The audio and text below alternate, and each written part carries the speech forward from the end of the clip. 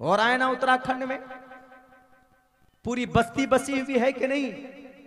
4000 घर है उस बस्ती में, हल्द्वानी, उत्तराखंड के हल्द्वानी में। और अब आए निकल कर क्या कहा जा रहा है कि ये जो पूरी बस्ती है, ये बस्ती रेलवे की जमीन पर बसी हुई।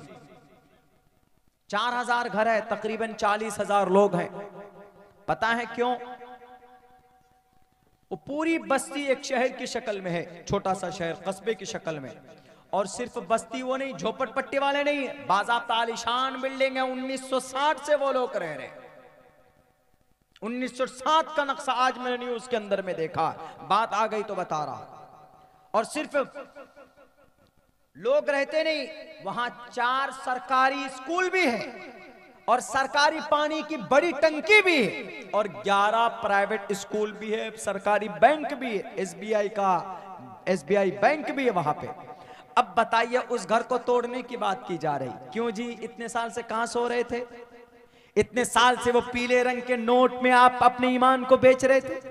सन 2016 के बाद में वो 2000 के वो गुलाबी नोट में आप अपने ईमान को बेच रहे थे। वो अधिकारी लोग जो बिजली बिल भी जारी करते थे, पानी का बिल भी लेते थे, टैक्स भी लेते थे, तब क्यों नहीं जब सरकारी स्कूल बना तो क्यों नहीं ऑब्जेक्शन उठाया? हजरत उमर फारूक की जिंदगी उठाकर देख लो, अगर कहीं पर कोई बेघर होता तो खुद से तिरपाल उठाकर, कपड़े उठाकर और प्लास्टिक उठाकर ले जाकर जनाब उसका तंबूरा बनाते थे जाकर कि ये बेघर है, ये इंसान, इसके सर पर छत होना चाहिए। इस्लाम से मुकाबला करने चले हो, हजरत उमर फारूक कंधे के ऊपर जनाब अनाज की बोरियां और आटे की बोरियां लेकर और हाथ में घी की थैलियां लेकर रातों को बस्तियों में गश्त लगाते थे कि किस घर के अंदर बच्चा भूखा नहीं सोया है, रो रहा, उसके घर के अंदर में खुराक पहुंचाते थे। आज बसे बसाए तुम बस्ती को उजाड़ने की कोशिश करते हो। तकरीबन 1.25 लाख बच्चे अपनी इज्जत को बेचती है, तब जाकर उनका घर का चूल्हा जलता है। क्या कहा गई भारत के संविधान का आर्टिकल 21, जिसमें कहा गया protection of certain rights and personal liberty. हम देश के वासी हैं तो हमारी घर की और हमारी जान की, हमारे इज्जत और आबरू की रक्षा करना भारत के गवर्नमेंट की है। आज बिल में छुपे बैठे, कहां चले गए थे? 1960 से वो लोग वहां पर रह रहे हैं, सिर्फ इसलिए कि वो कलमा पढ़ने वाले, सिर्फ इसलिए कि वो मुसलमान है। पता है क्यों? कहा जाता है कि वहां इस बार कोई कैंडिडेट था बीजेपी का, वो हार गया एमएलए में, उत्तराखंड में भी जो सरकार बनी, इसीलिए पहले से जो मामला दर्ज था उसको पेंडिंग में था, उसको अभी स्टार्ट करके बाज़ाब्ता उस पूरी बस्ती को खाली करने की कोशिश की जा रही। क्या है ये? आप हार गए, आप शराबी थे, कबाबी थे, लुटेरे थे, लोगों ने नहीं पसंद किया आपको, तो अब उसके घर को खाली करवाएंगे। 1960 से जो लोग रहना, ठीक है करवाइए, अगर उन लोगों का कब्जा नाजायज है, हराम है, तो उनको सही कोई दूसरी जगह भी दीजिए। उनका घर तोड़ेंगे तो उनका घर बना करके दीजिए। ये होती है बात। पहला मर्तबा आप, ऐसा नहीं हो रहा भारत के अंदर, एक जगह से दूसरी जगह बस्तियों को शिफ्ट किया जाता है, लेकिन पहले उसका इंतजाम किया जाता है। ये नहीं कि नोटिस जारी है 10 तारीख से तुम्हारे घर को बुलडोजर से तोड़ देंगे। बुलडोजर ही चलाना है तो कोर्ट को क्यों बनाया है जनाब? सुप्रीम कोर्ट, हाई कोर्ट क्यों बना है? डिस्ट्रिक्ट कोर्ट क्यों बना? सेशन कोर्ट क्यों बना? खत्म कर दीजिए, ताला लगा दीजिए।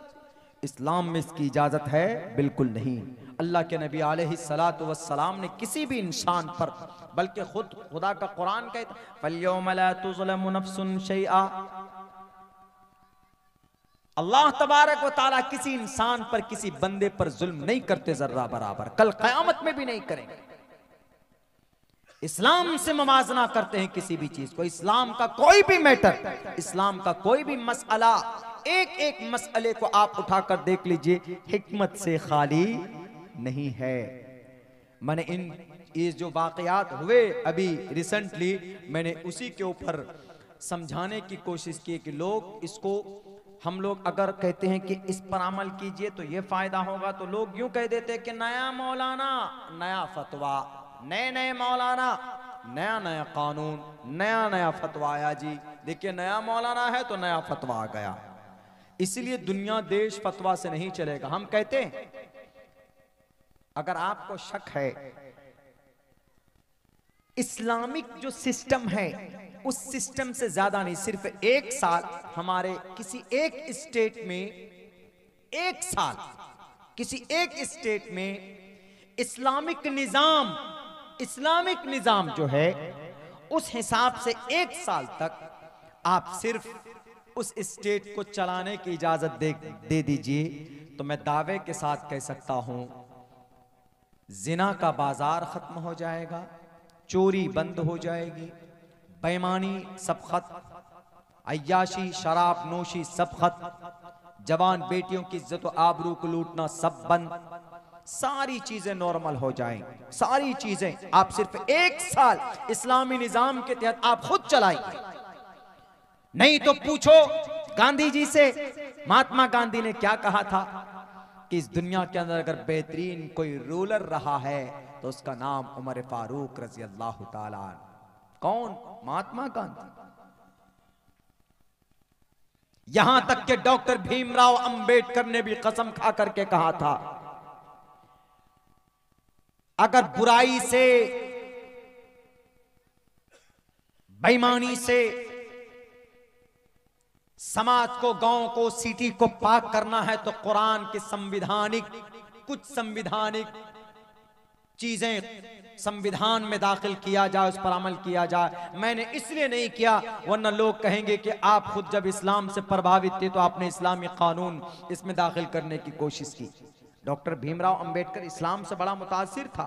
वो एक जगह एक मौके पर आया भी था, कम से कम अपने कई हजार अनुयायी के साथ में इस्लाम कबूल करने के लिए कि we want to convert my religion into the Islam, आया था वो। लेकिन उनको किसी बड़े लीडर ने, नाम नहीं लूंगा, किसी बड़े लीडर ने कहा कि अच्छा आप मुसलमानों में मुसलमान बनने जा रहे हैं, क्या बनोगे आप? बोलो, तबलीगी बनोगे कि जमात इस्लामी वाला मुसलमान बनोगे कि अहले हदीस वाला मुसलमान बनोगे कि देवबंदी वाला मुसलमान बनोगे कि बरेलवी मकतबे फिक्र वाला मुसलमान बनोगे? उसमें उलझा दिया उसको। बोला अच्छा इसमें भी ऐसा होता? कहा ऐसा होता है, डंडा लाठी सब कुछ चलता है इनमें, एक दूसरे के खिलाफ हैं वो लोग भी। वो बेचारा इन चीजों को देखकर फिर अपना उसने सोचा कि भैया हम वहीं पर ठीक है जहां पर हैं। तो कभी कभी हम लोगों के भी झगड़े, आपसी झगड़े, वो दूसरों की हिदायत में रोड़ा बन जाता है। बहरकैफ हम लोगों को लड़ने के लिए कुछ नहीं करना है, बल्कि हमें तो मिलकर रहना है, हमें कुरान और शरीयत पर अमल करना है, हमें एक दूसरे के खिलाफ नहीं जाना। बल्कि एक जगह पर हमने कहा था, कुछ आदमी ने यूं कहा कि मौलाना आपका कुरान का एक ऑर्डर पर अगर हम लोग अमल करें तो हमारे गले में फांसी का फंदा लग जाता। हमने